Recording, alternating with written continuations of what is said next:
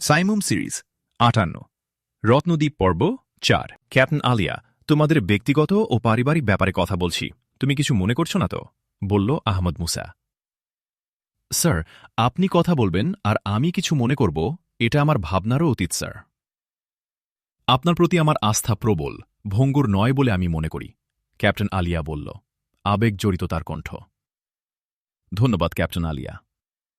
Major Pavel ওবাদিয়ায় আসতে চাচ্ছিল, কারণ জিজ্ঞাসা করায় তোমাদের কাহিনী আমি তার কাছ থেকে জানতে পারি, বলল আহমদ মুসা। পাভেল খুব ভালো ছেলে স্যার, মানুষ হিসাবেও সৎ ছেলে, অফিসার হিসাবেও অত্যন্ত দায়িত্বশীল। তাকে নিয়ে আমি গর্বিত স্যার।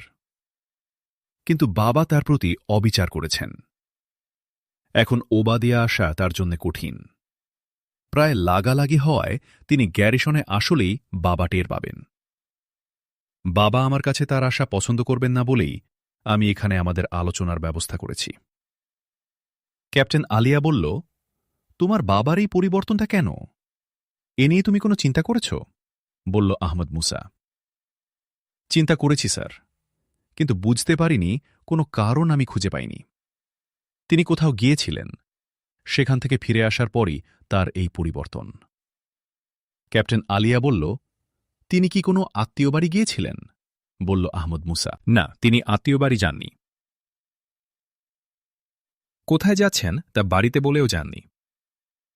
বাড়িতে আমরা মহা দুশ্চিন্তায় ছিলাম। আত্মীয় স্বজনের বাড়িতে খোঁজ নেবার পর তাকে নিখোঁজ রেকর্ড করে আমরা সরকারিভাবে অনুসন্ধানের কাজ শুরু করতে যাচ্ছিলাম। এই সময়ে উধাও হয়ে যাবার পঞ্চম দিনে তিনি বাড়িতে ফিরে এলেন, কিন্তু তিনি জানালেন না কোথায় গিয়েছিলেন। তিনি এটুকুই শুধু বলেছিলেন, ব্যবসার কাজে আমি কয়েকদিন বাইরে ছিলাম। রত্নদ্বীপের বাইরে গিয়েছিলেন কিনা তাও তিনি জানাননি। তোমার কি মনে আছে তিনি উধাও হয়েছিলেন বা চলে গিয়েছিলেন কোথা থেকে? বলল আহমদ মুসা। আমি সেদিন হেডকোয়ার্টারে গিয়েছিলাম, তাই তার সাথে ওই দিন আমার দেখা হয়নি। তবে বাড়ি আসলে মা বললেন তোর বাবা লাঞ্চে আসেননি। সাধারণ একটা শার্ট পরে সকালে বেরিয়ে গেছেন, কোট জ্যাকেট কিছুই নেননি। মায়ের কথাকে আমি তখন খুব গুরুত্ব দিইনি। রাতে তিনি যখন ফিরলেন না, তখন আমার চিন্তা হল, বাবা তো এমন ইনফর্মাল পোশাক পরে বাড়ির পরিমণ্ডলের বাইরে কখনই কোথাও যান না। ক্যাপ্টেন আলিয়া বলল,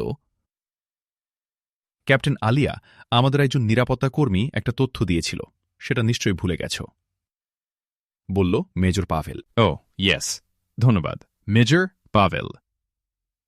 স্যার, আরেকটা গুরুত্বপূর্ণ তথ্য আছে। আমার বাবা যেদিন বাড়ি থেকে বের হন, সেদিনই আমাদের একজন নিরাপত্তা কর্মী আমার বাবাকে পাহাড়ে আমাদের বাগানে ঘুরতে দেখেছে। ক্যাপ্টেন আলিয়া বলল, আপনাদের বাগানটা এই নিরাপত্তা আউটপোস্ট থেকে কোন দিকে? বলল আহমদ মুসা। এখান থেকে আরও কিছুটা দক্ষিণে। ক্যাপ্টেন আলিয়া বলল, তার মানে পাহাড়ের আরও গভীরে? আচ্ছা বলো তো ক্যাপ্টেন আলিয়া, উনি কি মাঝে মধ্যেই বাগানে যেতেন? বলল আহমদ মুসা। বাগানটা বাবার খুব প্রিয়, কিছুটা অবসরে থাকলেই তিনি বাগানে গিয়ে সময় কাটান। হ্যাঁ, আপনি ঠিকই বলেছেন, বাগানটা পাহাড়ের আরও একটু গভীরে, ক্যাপ্টেন আলিয়া বলল। ক্যাপ্টেন আলিয়া বলতে পারেন উনি বাসায় ফিরেছিলেন কোন পথে, কোন দিক দিয়ে? বলল আহমদ মুসা। সঙ্গে সঙ্গে উত্তর দিল না ক্যাপ্টেন আলিয়া, স্থির দৃষ্টিতে তাকিয়ে রইল আহমদ মুসার দিকে। তার চোখে অবাক দৃষ্টি। এমন প্রশ্নের অর্থ কি? অন্য কেউ এমন প্রশ্ন করলে হাসতাম, কিন্তু প্রশ্ন করেছে আহমদ মুসা, অতএব অবাক না হয়ে উপায় নেই। মুহূর্ত কয়েক চুপ থেকে ক্যাপ্টেন আলিয়া বলল, বাবা যখন বাড়ি ফেরেন তখন আমি বাড়িতে ছিলাম না, আমাদের গ্যারিসন অফিসেও ছিলাম না। আমি নিজে কিছু দেখিনি, তবে কাবারবা ক্যাসলে যাবার সময় ওবাদিয়ার পাহাড়ি আউটপোস্ট থেকে একটা টেলিফোন পেলাম। জানালো আউটপোস্টের একজন নিরাপত্তাকর্মী দেখেছে একটা গাড়িতে আমার বাবা বাড়ির দিকে যাচ্ছেন। এর অর্থ তিনি পাহাড়ের দিক থেকে এসেছিলেন। ক্যাপ্টেন আলিয়া কথা শেষ করার পর আহমদ মুসা সঙ্গে সঙ্গে কিছু বলল না। ভাবছিল সে। ক্যাপ্টেন আলিয়া, ফেরার পর তাকে কেমন মনে হয়েছে আপনাদের? বলল আহমদ মুসা। বাবাকে ক্লান্ত মনে হয়েছে আমার কাছে। কথাবার্তার মধ্যে স্বতঃস্ফূর্ততার অভাব ছিল। তার আনন্দ প্রকাশের অন্তরালে কেমন একটা প্রচ্ছন্ন বিষণ্ণতা ছিল। দু-একদিনের মধ্যে তার ভেতরে পাভেল সম্পর্কে পরিবর্তন লক্ষ্য করতে শুরু করলাম। ক্যাপ্টেন আলিয়া বলল, ওবাদিয়ার পেছনের পাহাড় সম্পর্কে আপনার অভিজ্ঞতা কেমন আছে ক্যাপ্টেন আলিয়া? বলল আহমদ মুসা। ক্যাপ্টেন আলিয়া তাকালো আহমদ মুসার দিকে। বলল, স্যার, ঠিক কি জানতে চান? ওবাদিয়ার পাহাড়ি অঞ্চলে কোনো গোপন স্থাপনা, গোপন ঘাঁটি বা লুকানোর মতো গুহার সন্ধান করছি। তুমি এই এলাকার মানুষ, তুমি কিছু জানো কিনা? বলল আহমদ মুসা। ক্যাপ্টেন আলিয়ার ভ্রু কুঞ্চিত হল। তার চোখে মুখে অস্বস্তির ভাব ফুটে উঠল। বলল, স্যার, আপনি বাবাকে সন্দেহ করছেন? না, তোমার বাবাকে সন্দেহ করিনি, কিন্তু উনি বিপদগ্রস্ত হয়েছেন কিনা এটা আমি ভাবছি, বলল আহমদ মুসা। কিভাবে বিপদে পড়তে পারেন? কারা বিপদে ফেলতে পারে? জিজ্ঞাসা ক্যাপ্টেন আলিয়ার। সেটা আমার কাছে এখনও স্পষ্ট নয়। আমার মাথায় দুটি চিন্তা ঘুরপাক খাচ্ছে। এক, তোমার বাবা ওবাদিয়ার পাহাড়ি অঞ্চলে কোথায় ছিলেন? আমার মনে হচ্ছে তিনি ইচ্ছার বিরুদ্ধে ছিলেন। দুই, যারা সেদিন কিডন্যাপ হয়েছিল তারা কিডন্যাপারদের মুখে শুনেছিলেন তাদেরকে ওবাদিয়ায় নিয়ে যাওয়া হবে, বলল আহমদ মুসা। ক্যাপ্টেন আলিয়া, মেজর পাভেলের চোখে মুখে বিস্ময় ফুটে উঠল। বিস্ময়ে কিছুক্ষণ কথা সরল না ক্যাপ্টেন আলিয়ার মুখ থেকে। একসময় তার মুখ থেকে স্বতঃস্ফূর্তভাবে বেরিয়ে এল, ও গড! ঠিক স্যার, ওবাদিয়ার পাহাড়ি অঞ্চলে সন্ত্রাসী মিড ব্ল্যাক সিন্ডিকেটের কোনো ঘাঁটি থাকলে কয়েকদিন ওবাদিয়ার পাহাড়ি অঞ্চলে বাবা কোথায় ছিলেন এই প্রশ্ন বড় হয়ে উঠে। তাছাড়া বাবার পরিবর্তনও তাৎপর্যময় হয়ে উঠে। ক্যাপ্টেন আলিয়া বলল, ধন্যবাদ ক্যাপ্টেন আলিয়া। এখন বলো আমাদের করণীয় কি? বলল আহমদ মুসা। একটু ভাবল ক্যাপ্টেন আলিয়া। বলল, এখন কি করণীয় এটা বলা স্যার আমার বুদ্ধিতে কুলোবে না, ওটা আপনিই বলবেন। আমি এটুকু বলতে পারি যে ওবাদিয়ার পাহাড়ি অঞ্চলে সন্দেহজনক স্থাপনা, ঘাঁটি বা বাড়ির খোঁজ করতে হবে, আর বাবার জীবনে কি ঘটেছে তা জানতে হবে। হাসল আহমদ মুসা। বলল, করণীয় তো বলেই ফেললে ক্যাপ্টেন আলিয়া। ধন্যবাদ। এখন কিভাবে এগোনো যাবে সে সম্পর্কে তোমাদের ধারণা বলো। বলুন মেজর পাভেল স্যার, আপনি শুরু করুন, ক্যাপ্টেন আলিয়া বলল। আমি মনে করি ওবাদিয়ার পাহাড়ি এলাকা খুব বড় নয়। একদিনের একটি কম্বিং অপারেশন হলেই গোপন কোনো স্থাপনা বা ঘাঁটি থাকলে তা বেরিয়ে পড়বে, বলল মেজর পাভেল। ঠিক তো, এ কথা আমার মনেই হয়নি। আমি ভাবছিলাম কোন পথে এগোনো যায়। এটা তো সহজ ও নিশ্চিত একটা পদক্ষেপ। ক্যাপ্টেন আলিয়া বলল, তোমরা দুজনেই সহজ ও নিশ্চিত একটা পথ পাতুলিয়েছ, ধন্যবাদ। কিন্তু আমাদের লক্ষ্য শুধু ওদের ঘাঁটি বা বাড়ি খুঁজে বের করা নয়।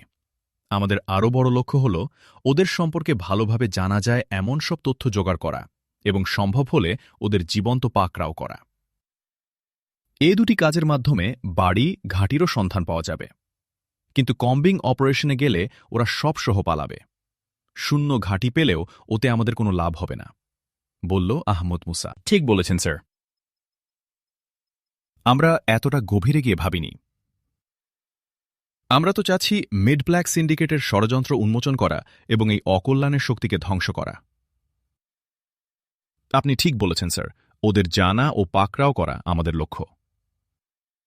এটা করতে গেলে ওদের ঘাঁটি বা বাড়িও আমরা পেয়ে যাব, মেজর পাভেল বলল। আমার বাবা যদি সত্যিই ওদের কবলে পড়ে থাকেন তাহলে তার কাছ থেকে কোনো সাহায্য আমরা পেতে পারি না, বলল ক্যাপ্টেন আলিয়া। প্রত্যক্ষ কোনো সাহায্য আমরা তার কাছ থেকে পাব না, কিন্তু তার মাধ্যমে ব্যবস্থা করে আমরা মূল্যবান তথ্য জোগাড় করতে পারি। আমি ক্যাপ্টেন আলিয়াকে অনুরোধ করব তাকে তার বাবার সবগুলো মোবাইল মনিটর করতে হবে এবং তার সাথে কারা সাক্ষাৎ করতে আসে যতটা পারা যায় তাদের চিহ্নিত করতে হবে, বলল আহমদ মুসা। আহমদ মুসা তাকালো মেজর পাভেলের দিকে।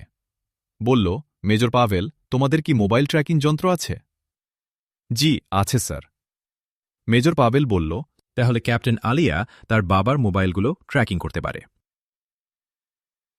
এই সাথে তার বাবার সঙ্গে কারা কখন দেখা করছেন সেটা দেখা এবং যতটা সম্ভব তাদের পরিচয় জোগাড় করাও তার দায়িত্বের মধ্যে থাকবে, বলল আহমদ মুসা। বাবার টেলিফোন ট্র্যাকিং করবে তার মেয়ে, ব্যাপারটা বিব্রতকর। এই দায়িত্বটা অন্য কাউকে দিলে দ্বিতীয় কাজটা আমি সহজেই করতে পারি, ক্যাপ্টেন আলিয়া বলল। ঠিক বলেছ ক্যাপ্টেন আলিয়া। তোমার বাবার মোবাইল ও টেলিফোন ট্র্যাকিং তোমার জন্য বিব্রতকর, কিন্তু অন্য কেউ তা করলে সেটা হতে পারে তোমাদের পরিবারের জন্য ক্ষতিকর। আমি চাই ওই একটিমাত্র বিষয় ছাড়া তোমাদের পারিবারিক সিক্রেসি তোমাদের কাছেই থাকবে। এজন্য দায়িত্বটা তোমার ওপর থাকাই ভালো, বলল আহমদ মুসা। ধন্যবাদ স্যার। দেখছি কোনো বিষয় আপনার বিবেচনার বাইরে থাকে না। আমি এদিকটা একেবারে চিন্তাই করিনি। অনেক ধন্যবাদ স্যার আপনাকে। আপনার দেয়া দায়িত্ব আমি গ্রহণ করলাম স্যার, ক্যাপ্টেন আলিয়া বলল। ক্যাপ্টেন আলিয়ার ইন্টারকমের নীল বাতি নিভে গিয়ে লাল বাতি জ্বলে উঠল। ক্যাপ্টেন ইন্টারকমের স্পিকার অন না করে রিসিভারটা তুলে নিল। ওপারের কথা শুনে বলল, হ্যাঁ বলো লেফটেন্যান্ট জামিল। ওপাশের কথা শোনার পর বলল, কতক্ষণ আগে? ক্যামেরা হাতে ছিল। কোন দিকে পালিয়েছে? আচ্ছা, বিষয়টা এত দেরিতে জানালে কেন? লোকটা কেমন দেখতে, রত্নদ্বীপের? ওপারের কথা বেশ কিছুক্ষণ ধরে শুনে বলল, ঠিক আছে লেফটেন্যান্ট জামিল, ওকে ধন্যবাদ। কল অফ করে ক্যাপ্টেন আলিয়া ফিরে দাঁড়াল আহমদ মুসার দিকে। বলল, স্যার, একটা ঘটনা ঘটেছে। আপনারা যখন আমাদের আউটপোস্টের গেট দিয়ে প্রবেশ করেন, তখন গেটের বিপরীত দিকের বাগানের ভেতর দাঁড়িয়ে একজন লোক ফটো তুলেছে আপনাদের। আমাদের লোকরা তাদের ধরার চেষ্টা করলে তারা পালিয়ে যায়। ভ্রু কুঞ্চিত হল আহমদ মুসার। একটু চিন্তা করে বলল, ওরা কোন দিকে পালিয়ে গেছে? পশ্চিম দিকে। ক্যাপ্টেন আলিয়া বলল। আহমদ মুসা কোনো কথা বলল না। ভাবছিল সে, আহমদ মুসা এখানে আসছে, এটা ওরা কি করে জানতে পারল? বলল আহমদ মুসা। ক্যাপ্টেন আলিয়া, আমি এখানে আসছি, এ খবর ফাঁস হয়ে গেছে। শত্রুরা জানতে পেরেছে এ খবর। ফটোগ্রাফার হিসেবে যাকে তোমাদের লোক দেখেছে, সে আসলে কনফার্ম হতে এসেছিল। ফটো সেই তুলেছে। থামল আহমদ মুসা মুহূর্তের জন্য। সঙ্গে সঙ্গেই আবার বলল, ক্যাপ্টেন আলিয়া, এই আউটপোস্টে তোমার সিকিউরিটি ফোর্সরা এখন কোথায়? ক্যাপ্টেন আলিয়া একটু চমকে ওঠার মতো চেহারা নিয়ে বলল, স্যার, এটা জিজ্ঞাসা করছেন কেন? ওদের কয়েকজন গেটে আছে, অধিকাংশই চারদিকে পাহারায় আছে। রুটিন পাহারা? জিজ্ঞাসা আহমদ মুসার। হ্যাঁ, তাই তো। কিন্তু এসব জিজ্ঞাসা করছেন কেন স্যার? ক্যাপ্টেন আলিয়া বলল। ক্যাপ্টেন আলিয়া, মেজর পাভেল, আমি মনে করছি যে কোনো সময় তোমাদের এই আউটপোস্ট আক্রান্ত হবে, বলল আহমদ মুসা। লাফ দিয়ে উঠে সোজা হয়ে দাঁড়াল মেজর পাভেল ও ক্যাপ্টেন আলিয়া। তাদের চোখে মুখে অপার বিস্ময়। বলল মেজর পাভেল, সত্যি কি আমরা এমন পরিস্থিতির মুখে পড়তে যাচ্ছি? আমাদের সিকিউরিটি ফোর্সকে সেভাবে অ্যালার্ট করা নেই। আমি আসার পর 1 ঘন্টার মতো সময় গেছে। আমি আসার সাথে সাথে ওদের কাছে গ্রিন সিগন্যাল পৌঁছেছে। ওরা প্রস্তুত হয়ে আসতে কতটুকু সময় লাগবে আমি জানি না, তবে 1 ঘন্টা সোয়া ঘন্টা সময় যথেষ্ট হতে পারে। তারা নিশ্চয়ই ধারণা করবে আমি বেশি সময় একটা সিকিউরিটি পোস্টে দেব না, সুতরাং তাড়াহুড়া করবে, এটা স্বাভাবিক, বলল আহমদ মুসা। আমি বুঝতে পেরেছি স্যার। আমাদের আরও সাবধান হওয়ার দরকার ছিল। আপনার পরিচয় প্রকাশ হয়ে পড়া নিশ্চয়ই আমরা ঠেকাতে পারতাম। স্যার, আমি আসছি, বাইরের ব্যবস্থা আমি দেখি কি করা যায়। বলেই ডাবল মার্চ করে ছুটল দরজার দিকে, বাইরে বেরোবার জন্যে। দরজার পরেই একটা কোর্টইয়ার্ড, বেশ বড়। কোর্টইয়ার্ডের উত্তর পাশে পূর্ব অংশে আউটপোস্টের অফিস। এর পশ্চিম অংশ, পশ্চিম পাশ জুড়ে সিকিউরিটি ফোর্সের ব্যারাক। আউটপোস্টে ঢোকার গেটটা পূর্ব অংশের মাঝামাঝি জায়গায়। গোটা আউটপোস্টটাই প্রাচীর ঘেরা। ক্যাপ্টেন আলিয়া দরজায় পৌঁছতেই আউটপোস্টের চারপাশ থেকে স্বয়ংক্রিয় অস্ত্র গর্জন করে উঠল প্রায় একই সাথে, স্টেন গানের ব্রাশ ফায়ার। দরজায় থমকে দাঁড়িয়ে পেছনে তাকাল ক্যাপ্টেন আলিয়া। ক্যাপ্টেন আলিয়া, ফিরে এসো। অনেকটা নির্দেশের কণ্ঠে বলল আহমদ মুসা। তার কণ্ঠ শান্ত, সহজ, মুখ উদ্বেগহীন, যেন ঘটনা তার উপর কোনো ক্রিয়া করেনি। থমকে দাঁড়িয়েই ক্যাপ্টেন আলিয়া তাকিয়েছে আহমদ মুসার দিকে। তার মুখ উদ্বেগ উত্তেজনায় পিষ্ট। মেজর পাভেলেরও একই অবস্থা। সেও তাকিয়েছে আহমদ মুসার দিকে। আকস্মিকতায় সে হতভম্ব, বিমূঢ়। আহমদ মুসার নির্দেশ পেয়ে ক্যাপ্টেন আলিয়া আহমদ মুসার সামনে এসে মেজর পাভেলের পাশে দাঁড়াল। এখনই দুজনে দুটি স্টেনগান ও কিছু ম্যাগজিন নিয়ে তোমরা পূর্ব দিক থেকে ব্যারাকের প্রথম যে ঘর সেখানে পজিশন নাও। আর আহমদ মুসা কথা শেষ করার আগেই মেজর পাভেল বলল, স্যার, ওরা এখনও ভেতরে ঢোকেনি। আমরা গেটে গিয়ে ওদের বাধা দিতে পারি। ধন্যবাদ মেজর। কিন্তু না, ওদের ভেতরে ঢোকার সুযোগ দাও। সবাই ওরা ভেতরে ঢুকুক। ওদের যখন ভেতরে ঢোকা শেষ হবে, কোর্ট ইয়ার্ডের মাঝামাঝি যখন ওরা পৌঁছবে, তখন তোমরা গুলি শুরু করবে। যুদ্ধ শেষ না হওয়া পর্যন্ত গুলি তোমাদের থামবে না। ঠিক আছে? যাও, আল্লাহ হাফেজ, বলল আহমদ মুসা। ওদের বিস্ময় লাগল আহমদ মুসার সহজ, শান্ত ও হাসিমাখা মুখ দেখে। মুখটিতে তারা অভয় আলোর যে প্রকাশ দেখল, তা যেন তাদের মনের ভয় উদ্বেগকে দূর করে দিল। মেজর পাভেল ও ক্যাপ্টেন আলিয়া পরস্পর একবার মুখ চাওয়াচাওয়ি করে ছুটল ব্যারাকের সেই প্রথম ঘরটিতে পজিশন নেবার জন্যে। আহমদ মুসা অফিসের পাশাপাশি 3টি কক্ষের দরজা খুলে দিল। তারপর মাঝের দরজার আড়ালে পজিশন নিল। তার 2 হাতে 2টি M16 মেশিন রিভলভার। 1-1.5 মিনিটের মধ্যেই গুলি করতে করতে শত্রুরা প্রবেশ করল আউটপোস্টের কোর্ট ইয়ার্ডে। কোর্ট ইয়ার্ডের মাঝামাঝি পর্যায়ে এসেই তাদের দ্বিধাগ্রস্ততা দেখা দিল। কোনো দিক থেকে কোনো বাধা এ পর্যন্ত না পাওয়ায় তারা যেন বুঝতে পারছিল না কোন দিকে যাবে তারা, ব্যারাকের দিকে না অফিসের দিকে। তাদের এই দ্বিধাগ্রস্ত অবস্থায় ব্যারাক থেকে মেজর পাভেল ও ক্যাপ্টেন আলিয়ার গুলিবর্ষণ শুরু হল। উন্মুক্ত কোর্টইয়ার্ডে এভাবে আকস্মিক আক্রমণের শিকার হয়ে তারা কেউ শুয়ে পড়ল, কেউ কেউ অফিস কক্ষের উন্মুক্ত দরজার দিকে দৌড়াতে লাগল। ওরা দরজার কাছাকাছি আসা পর্যন্ত অপেক্ষা করল আহমদ মুসা। যারা দরজার দিকে ছুটে আসছিল তাদের সামনে শত্রু ছিল না বলে তাদের সবারই স্টেনগানের ব্যারেল নিচে নামানো। আহমদ মুসা তার 2 তর্জনী 2 M16 ট্রিগারে রেখে বেরিয়ে এল। চিৎকার করে বলল, ফেলে দাও তোমরা তোমাদের হাতের স্টেনগান। উত্তরে ওদের সবার স্টেনগান উপরে উঠে আসছিল আহমদ মুসার লক্ষ্যে। আহমদ মুসার 2 M16 2 প্রান্ত থেকে গুলি শুরু করল। 2 প্রান্ত থেকে 2 হাত সামনে এসে জোড় হবার আগেই চিত হয়ে শুয়ে পড়েছে অনেকে, সামনে থেকে আসা গুলি থেকে আত্মরক্ষার জন্য। সামনে যে কয়েকজন ছিল তাদের পেছনে বিক্ষিপ্তভাবে ছিল আরও কয়েকজন। সবাই টার্গেটে চলে এল। সামনে গুলিবর্ষণ শেষ হবার সাথে সাথেই আহমদ মুসা মাথা সামনে ছুড়ে দিয়ে দেহটাকে 2 বার ঘুরিয়ে নিল এবং আবার চিত হয়েই ভূমি শয্যা নিল। তার হাতে প্রস্তুত 2 M16 মেশিন রিভলভার।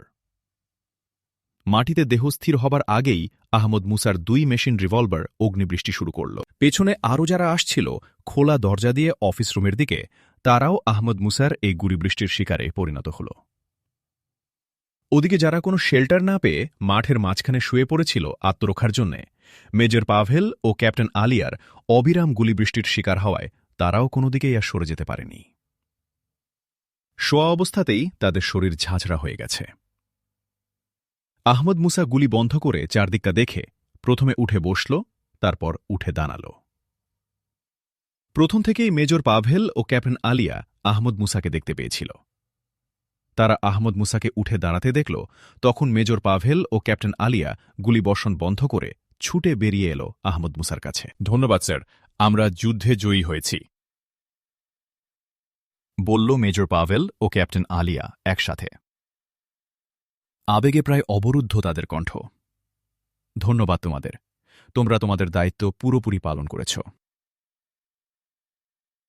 এরা দেখছি বিরাট সংখ্যায় এসেছিল। এই মাঠেই দেখা যাচ্ছে ওদের 25টি লাশ পড়ে আছে। চলো দেখি বাইরে ওরা আমাদের কি ক্ষতি করেছে, বলল আহমদ মুসা। স্যার, আপনি ভেতরেই অপেক্ষা করুন, বাইরে কোনো শত্রু ওত পেতে থাকতে পারে। আপনাকে হত্যার জন্যই তারা এই বিরাট আয়োজন করেছিল। বাইরেটা আমরাই দেখে আসছি। মেজর পাভেল বলল। স্যার, মেজর পাভেল স্যার ঠিকই বলেছেন।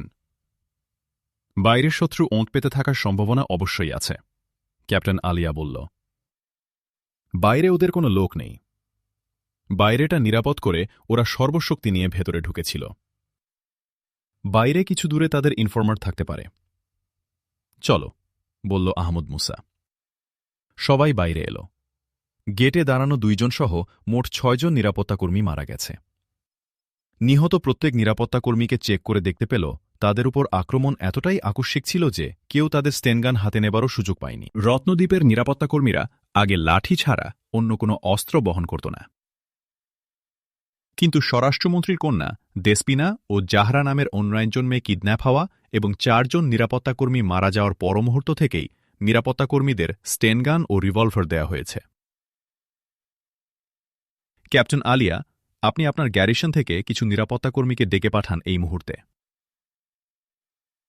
আর মেজর পাভেল, আপনি কর্নেল জেনারেল রিদা আহমদকে এক্ষুনি সব ঘটনা জানান এবং স্বরাষ্ট্রমন্ত্রীকেও অবহিত করুন। তারা তাদের দায়িত্ব পালন করবেন। আর যতক্ষণ নিরাপত্তাকর্মীরা না আসছে ততক্ষণ আমরাই বাইরের গেটে পাহারায় থাকব। 10 মিনিটের মধ্যেই ক্যাপ্টেন আলিয়ার গ্যারিসন থেকে 10 জন নিরাপত্তাকর্মী এসে গেল। 20 মিনিটের মধ্যে এসে গেল স্বয়ং স্বরাষ্ট্রমন্ত্রী ক্রিস কনস্ট্যান্টিনোস এবং নিরাপত্তা ফোর্সের প্রধান কর্নেল জেনারেল রিদা আহমদ ও তার সাথের অন্যান্য অফিসার। স্বরাষ্ট্রমন্ত্রী Chris Constantinos, colonel general Rida Ahmad, major Pavel, captain Alia এবং অন্যান্য অফিসার সহ আহমদ মুসা বসা ওবাদিয়ার পাহাড়ি আউটপোস্ট অফিসে।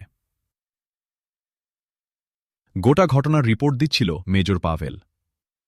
সবে বক্তব্য শেষ করেছে মেজর পাভেল, তখন ক্যাপ্টেন আলিয়ার ইন্টারকম রেড সিগন্যাল দিতে শুরু করল। ক্যাপ্টেন আলিয়া, দেখো তোমার ইন্টারকম কি বলে। স্বরাষ্ট্রমন্ত্রী বলল, সরি ফর ডিস্টার্বিং, আমি দেখছি স্যার।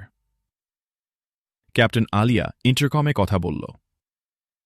কথা বলার পর ইন্টারকম হ্যান্ডসেট নামিয়ে স্বরাষ্ট্রমন্ত্রীকে উদ্দেশ্য করে বলল, স্যার, আমার বাবা পাশের রুমে। তিনি আমার সাথে দেখা করতে এসেছেন। তোমার বাবা মানে ডেভিড অ্যারিয়েল? ডাকো, তাকে এখানে ডাকো। পাশের রুমে কেন? এ কথা শেষ করেই বলল, ঠিক আছে, তুমি নয়, আমি তার সাথে কথা বলছি। স্বরাষ্ট্রমন্ত্রী ক্যাপ্টেন আলিয়ার হাত থেকে রিসিভার নিয়ে কথা বলল ডেভিড অ্যারিয়েলের সাথে। আসতে বলল এই কক্ষে। ডেভিড অ্যারিয়েল ও তার বডিগার্ড আসার কথা শুনে চমকে উঠল আহমদ মুসা। কয়েক সেকেন্ডের মধ্যেই ক্যাপ্টেন আলিয়ার পিএ মার্গারেট ক্যাপ্টেন আলিয়ার বাবা ডেভিড অ্যারিয়েলকে নিয়ে এ ঘরে প্রবেশ করল। একটা অস্পষ্ট বিপ বিপ শব্দ আসছিল আহমদ মুসার কানে। শেষে সে বুঝল শব্দটা তারই রিস্টওয়াচ থেকে।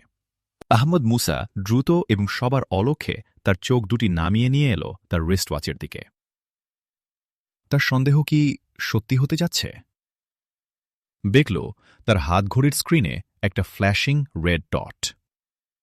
চমকে উঠল আহমদ মুসা। একটা শক্তিশালী বোমা তাদের বসে থাকার জায়গা থেকে 10 মিটার পশ্চিমে। তার মানে বোমাটা ক্যাপ্টেন আলিয়ার পিয়ের কক্ষে। ঘড়ির স্ক্রিনে বোমার যে রেডিয়াস দেখা যাচ্ছে তার মধ্যে রয়েছে ক্যাপ্টেন আলিয়ার 3 অফিস কক্ষ, ব্যারাক ও কোর্টইয়ার্ডের একাংশ। বোমাটা কার কাছে? কে আনল? বোমাটা যে কোনো সময় বিস্ফোরণ করতে পারে। আহমদ মুসা দ্রুত বলল, এক্সকিউজ মি, বলে উঠে দাঁড়াল। তারপর বলল, মিস্টার ডেভিড অ্যারিয়েল, আপনি কি একা এসেছেন? না, সাথে বডিগার্ড এসেছে। কেন? জবাব দিয়ে প্রশ্ন তুলল ডেভিড অ্যারিয়েল। তার মুখে বিরক্তির প্রকাশ স্পষ্ট। আহমদ মুসা ডেভিড অ্যারিয়েলের প্রশ্নের জবাব না দিয়ে মনে মনে হিসাব করল। ডেভিড অ্যারিয়েল তার বডিগার্ড নিয়ে অফিসে প্রবেশের কমপক্ষে 5 মিনিট পার হয়েছে। নিশ্চয় বোমাটি দূর নিয়ন্ত্রিত। 5 মিনিট কম সময় নয়। আর কত সময় দেবে ওরা?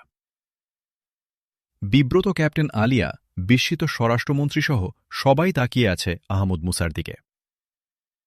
আহমদ মুসা তাকাল স্বরাষ্ট্রমন্ত্রীর দিকে, বলল, মিস্টার হোম মিনিস্টার ক্রিস কনস্ট্যান্টিনোস, আপনার মাধ্যমে সবার কাছে আমার অনুরোধ, এই মুহূর্তে এই ঘর ত্যাগ করে আমাদের কোর্ট ইয়ার্ডের দক্ষিণ প্রান্ত পর্যন্ত যেতে হবে এবং সেটা খুবই দ্রুত বলে নিজে তার ব্যাগটা নিয়ে যাবার জন্যে পা বাড়াল। কিন্তু কেন মিস্টার আহমদ মুসা? জিজ্ঞাসা করল স্বরাষ্ট্রমন্ত্রী। নিচু কিন্তু স্পষ্ট কণ্ঠে আহমদ মুসা বলল, আমি আশঙ্কা করছি যে কোনো সময় এখানে ভয়ঙ্কর বোমার বিস্ফোরণ ঘটতে পারে। আহমদ মুসার কথা বিদ্যুৎ স্পৃষ্টের মতো কাজ করল। সবাই দ্রুত উঠে দাঁড়াল, ক্যাপ্টেন আলিয়ার আব্বাও। কিন্তু সে দ্রুত উঠে দাঁড়িয়ে বলল, আমার বডিগার্ডের কাছে আমার একটা জরুরি ডকুমেন্ট আছে, ওটা নিয়ে আমি এখনই আসছি বলে পাশের ঘরের দিকে যাবার জন্যে সে পা বাড়াল। আহমদ মুসা তার সামনে দাঁড়িয়ে বাধা দিয়ে বলল, আপনি ওই ঘরে যেতে পারেন না, আপনি বাইরে চলুন। আমি তাহলে বডিগার্ডকে ডাকছি, বলল ক্যাপ্টেন আলিয়ার আব্বা ডেভিড অ্যারিয়েল একটু শক্ত কণ্ঠে। আপনি বডিগার্ডকে ডাকতেও পারবেন না, তার সাথে কথাও বলতে পারবেন না। আপনি প্লিজ এখন বাইরে চলুন। আহমদ মুসার কণ্ঠ শান্ত কিন্তু খুবই শক্ত। অপমানিত হবার চিহ্ন ফুটে উঠল ডেভিড অ্যারিয়েলের চোখে মুখে। বলল, আপনি সৌজন্যের সীমা লঙ্ঘন করেছেন, সে বিচার পরে হবে। আপনি প্লিজ এখন চলুন। আগের সেই শক্ত কণ্ঠ আহমদ মুসার।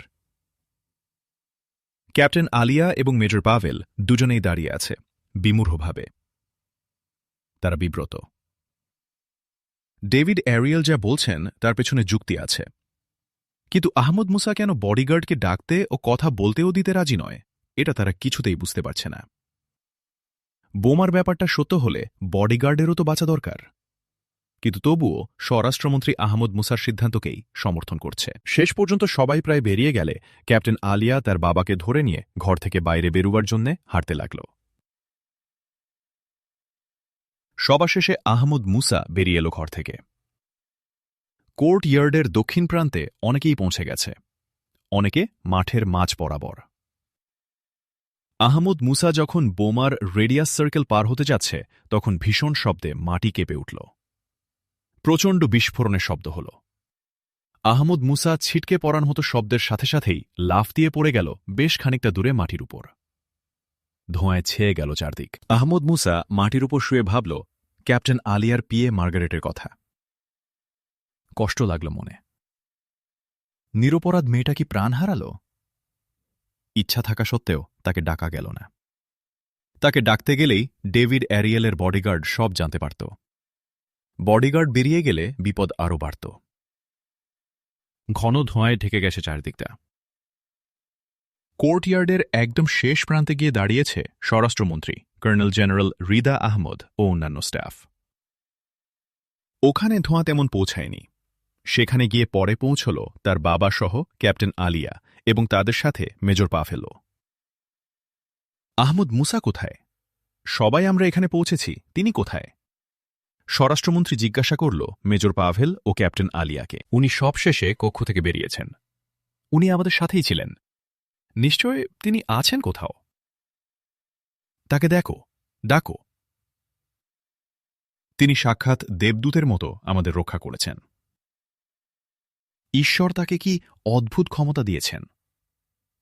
তিনি বাতাস থেকে বিপদের সন্ধান পেলেন এবং আমাদের রক্ষা করলেন।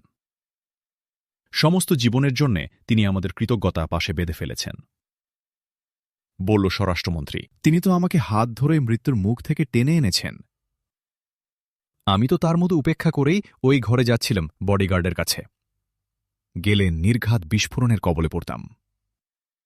সে সময় আহমদ মুসার রুড আচরণ আমার খুব খারাপ লেগেছিল, কিন্তু তার ওই রুড আচরণই আমাকে রক্ষা করেছে।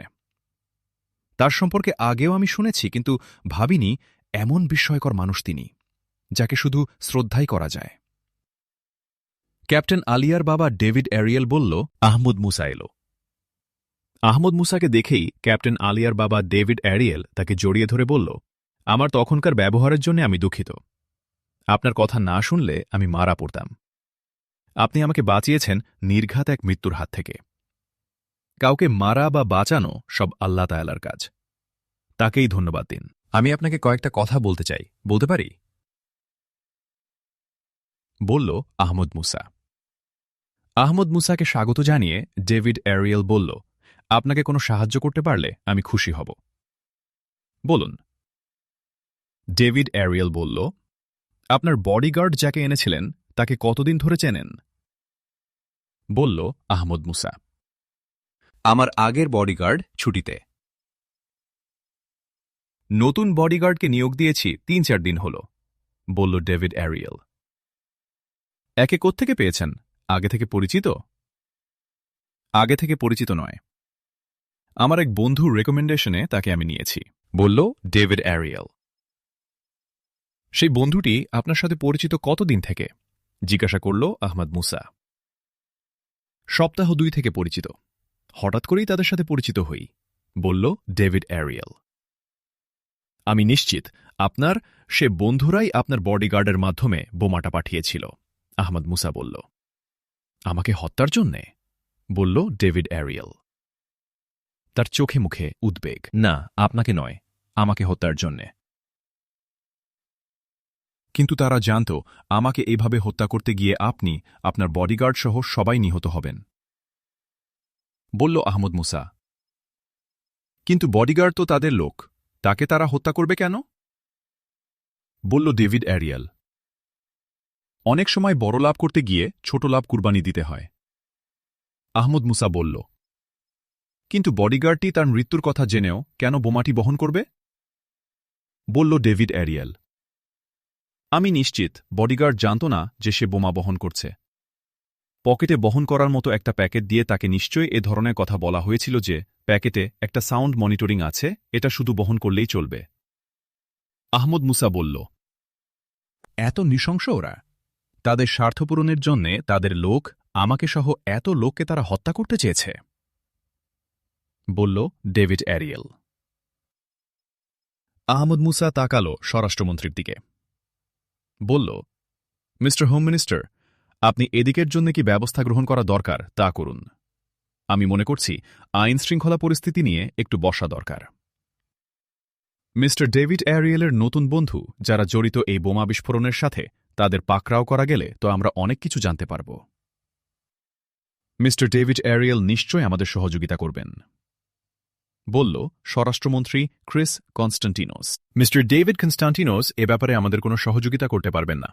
উপরন্তু তার বন্ধুদের ব্যাপারটা যে এখানে আলোচনা হয়েছে, আমরা তাদের সন্দেহ করেছি, এই বিষয়টাও তাদের জানতে দেয়া যাবে না। এ ব্যাপারে মিস্টার ডেভিড অ্যারিয়েল তাদেরকে কিছু জানানো ঠিক হবে না। কেন? প্রশ্ন স্বরাষ্ট্রমন্ত্রীর। মিস্টার ডেভিডকে কোনোভাবে তারা সন্দেহ করলে কিংবা মিস্টার ডেভিডের প্রতি তারা বিশ্বাস হারালে মিস্টার ডেভিডকে তারা বাঁচতে দেবে না, বলল আহমদ মুসা। ভীতি ও আশঙ্কায় মুখ চুপসে গেছে ডেভিড অ্যারিয়েলের। বলল, জনাব আহমদ মুসা ঠিক বলেছেন, ওরা এটা করতে পারে। করতে পারে নয় জনাব, করবে। আমি তো আশঙ্কা করছি মিস্টার ডেভিড অ্যারিয়েল, যে কোনো সময় বিপদ ঘটতে পারে। এই বোমা বিস্ফোরণের জন্যে আপনার বডিগার্ডকে সন্দেহ করা হবে এবং সেই হেতু আপনিও সন্দেহের তালিকায় পড়বেন। আপনি তাদের কথা ফাঁস করে দিতে পারেন। সুতরাং প্রথমেই ওরা চেষ্টা করবে আপনার মুখ বন্ধ করার জন্যে, বলল আহমদ মুসা। মিস্টার আহমদ মুসা, আপনি যা বলেছেন সেটাই ঘটবে, আমি তাদের জানি। তাহলে এখন আমি কি করব? ডেভিড অ্যারিয়েল বলল। তার দিশেহারা অবস্থা। আমি মনে করি আপনার নিরাপত্তার সহজ উপায় হল এ কথা ঘোষণা করে দেয়া যে নিরাপত্তা বাহিনী আপনাকে গ্রেফতার করেছে। আমি মনে করি আপনি রাজধানীতে গিয়ে কয়েকদিন নিরাপত্তা বাহিনীর প্রোটেকশনে থাকুন, বলল আহমদ মুসা। ডেভিড অ্যারিয়েল তাকালো স্বরাষ্ট্রমন্ত্রী ক্রিস কনস্টান্টিনোসের দিকে। হ্যাঁ, মিস্টার ডেভিড অ্যারিয়েল, আহমদ মুসা ঠিক বলেছেন। আপনি আমাদের সাথে রাজধানীতে চলুন, নিরাপত্তা বাহিনীর সাথে কয়েকদিন থাকুন আমাদের মেহমান হিসেবে, বলে স্বরাষ্ট্রমন্ত্রী তাকালো কর্নেল জেনারেল রিডের দিকে। বলল, তুমি ওর জন্য একটা ভালো ব্যবস্থা করো। আমি যদি রাজধানীতে কোনো আত্মীয়র বাড়িতে আত্মগোপন করে থাকি কিংবা দেশের বাইরে যাই, বলল ডেভিড অ্যারিয়েল। দেখুন মিস্টার ডেভিড অ্যারিয়েল, আপনি এমনকি নিরাপত্তা বাহিনীর কাস্টডিতে থাকলেও আপনাকে ওরা উদ্ধার ও মুখ বন্ধ করার চেষ্টা করবে, কারণ আপনি একমাত্র জীবন্ত সাক্ষী তাদের বিরুদ্ধে। বিদেশেও আপনি নিরাপদ নন,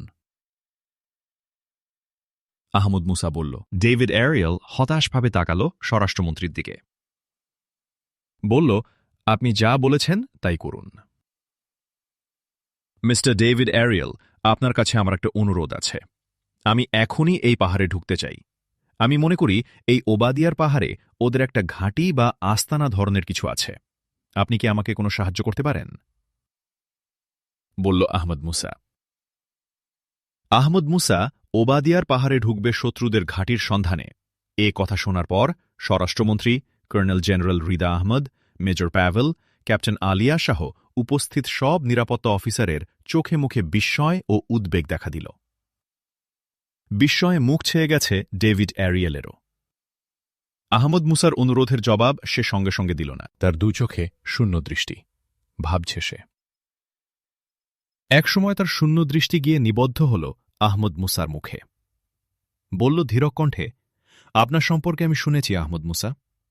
আপনার কাছে আমি কিছুই লুকাতে পারব না। আপনি ইতিমধ্যেই হয়তো সব জেনে ফেলেছেন। আপনার প্রশ্ন শুনে আমার কাছে মনে হয়েছে আমার সম্পর্কে আপনার অজানা কিছু নেই। এরপরও আপনি আমাকে রক্ষা করেছেন। নিশ্চিত মৃত্যুর হাত থেকে আপনার চেয়ে বড় বন্ধু আমার আর কেউ নেই।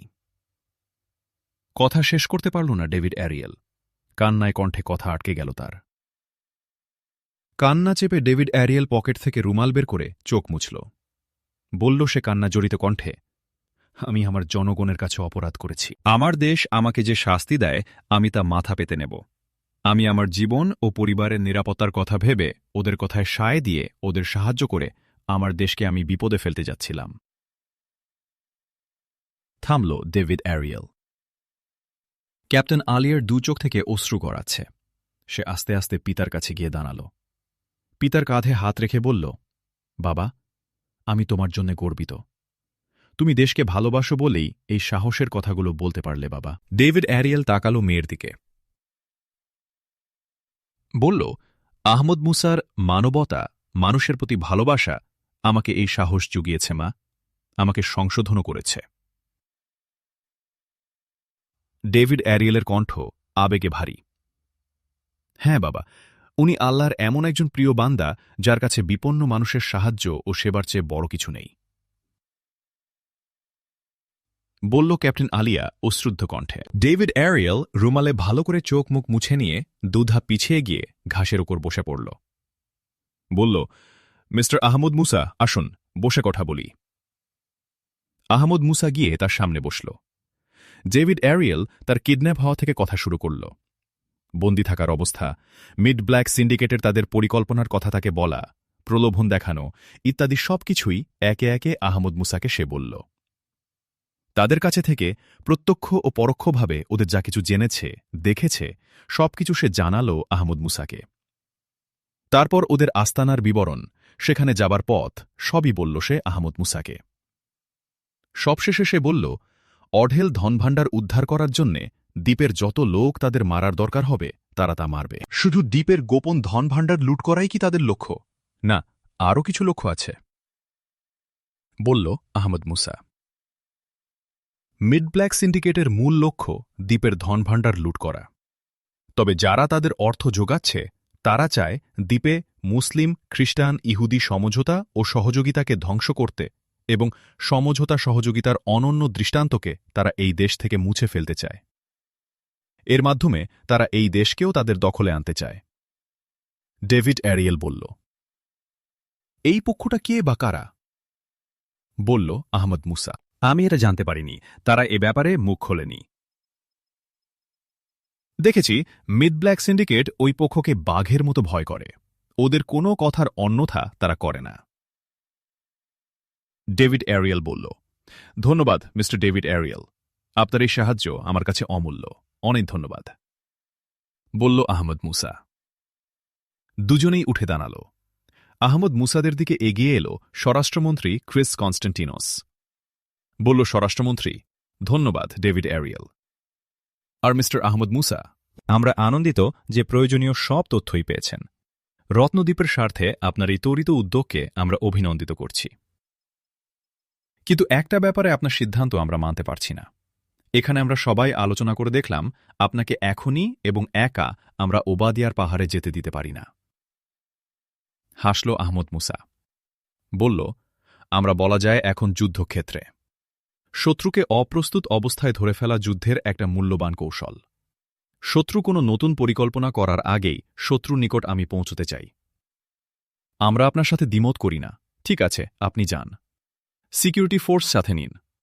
মেজর পাভেল, ক্যাপ্টেন আলিয়া তো আপনার পরিচিত হয়ে গেছে, বলল স্বরাষ্ট্রমন্ত্রী ক্রিস কনস্টান্টিনোস। আমি ওবাদিয়ার পাহাড়ে যুদ্ধ করতে যাচ্ছি না। আমি যাচ্ছি মিড ব্ল্যাক সিন্ডিকেট সম্পর্কে আরও বিস্তারিত জানতে। এ কাজের জন্যে ওদের আস্তানায় ঢুকতে হবে। এই কাজটা করতে হবে গোপনে, অতি সন্তর্পণে। এই ধরনের কাজ তাই একা করতে হয়। আহমদ মুসা বলল, গোপন অভিযান একাধিক লোক নিয়েও হতে পারে। আপনি অন্তত মেজর পাভেলকে সাথে নিয়ে যান, বলল স্বরাষ্ট্রমন্ত্রী। হ্যাঁ, মিস্টার ক্রিস কনস্টান্টিনোস, আমি মেজর পাভেলকে সাথে নিতে পারি, সে যদি এই ঝুঁকি নিতে রাজি হয়। আহমদ মুসা বলল, আপনার সাথী হতে পারলে আমি মরতেও রাজি আছি। আপনাকে ধন্যবাদ স্যার, বলল মেজর পাভেল। ধন্যবাদ মেজর পাভেল। মৃত্যু ভয়কে যে জয় করতে পারে সে ভালো সাথী। আলহামদুলিল্লাহ। আহমদ মুসা বলল, মেজর পাভেল স্যার যাচ্ছে স্যারের সাথে, আমিও যাব, বলল ক্যাপ্টেন আলিয়া। না ক্যাপ্টেন আলিয়া, তুমি ওবাদিয়া গ্যারিসনের দায়িত্বে আছো, তোমাকে এখানেই থাকতে হবে প্রস্তুত হয়ে, এটা আমার অনুরোধ। আহমদ মুসা বলল, অনুরোধ নয় স্যার, আদেশ বলুন, আমি আপনার আদেশ পালন করব, বলল ক্যাপ্টেন আলিয়া। ধন্যবাদ ক্যাপ্টেন আলিয়া। আহমদ মুসা বলল, স্যার, আমার একটা জিজ্ঞাসা আছে। আপনি আমাদের সবার সাথে বসেছিলেন, আপনি জানলেন কি করে যে আমার পিয়ের ঘরে বোমা আছে এবং সে বোমা আছে বাবার বডিগার্ডের কাছে, বলল ক্যাপ্টেন আলিয়া। ধন্যবাদ ক্যাপ্টেন আলিয়া, এ প্রশ্ন আমারও সুযোগ হয়নি প্রশ্নটা করার। স্বরাষ্ট্রমন্ত্রী বলল, অন্যান্য সবাই একযোগে বলে উঠল, এ বিষয়ে আমাদের মনেও কৌতূহল রয়েছে, আমরাও জানতে চাই তিনি কিভাবে এটা সম্ভব করলেন। হাসল আহমদ মুসা, বলল, যখন শুনলাম ডেভিড অ্যারিয়েল তার বডিগার্ড সহ এখানে এসেছেন মিড ব্ল্যাক সিন্ডিকেটের এত বড় বিপর্যয়ের পরও, তখনই মনে হল মিড ব্ল্যাক সিন্ডিকেট এদের মাধ্যমে তাৎক্ষণিক পাল্টা আঘাতের ষড়যন্ত্র করেছে কিনা। চিন্তা করলাম, পাল্টা আঘাত কি হতে পারে। এই প্রশ্নের সন্ধান করতে গিয়ে আমি আমার হাতঘড়ির ডেটোনেশন মনিটর অন করে দিয়েছিলাম। হাতঘড়ির এই ডেটোনেটরই পাশের ঘরের বোমা ডিটেক্ট করেছে। আমি সঙ্গে সঙ্গেই বুঝেছিলাম ডেভিড অ্যারিয়েলের বডিগার্ডই জেনে অথবা না জেনে বোমাটি বহন করছে, যা দূর নিয়ন্ত্রিত হবার সম্ভাবনাই বেশি। সম্ভাবনা সত্য প্রমাণ হয়েছে। বাইরের কোনো এক স্থান থেকে বোমাটির বিস্ফোরণ ঘটানো হয়েছে। কথা শেষ করেই কাউকে কোনো কথা বলার সুযোগ না দিয়ে বলল, আর কোনো কথা নয়, আমাকে এখনই বেরুতে হবে, বলে আহমদ মুসা তাকাল মেজর পাভেলের দিকে।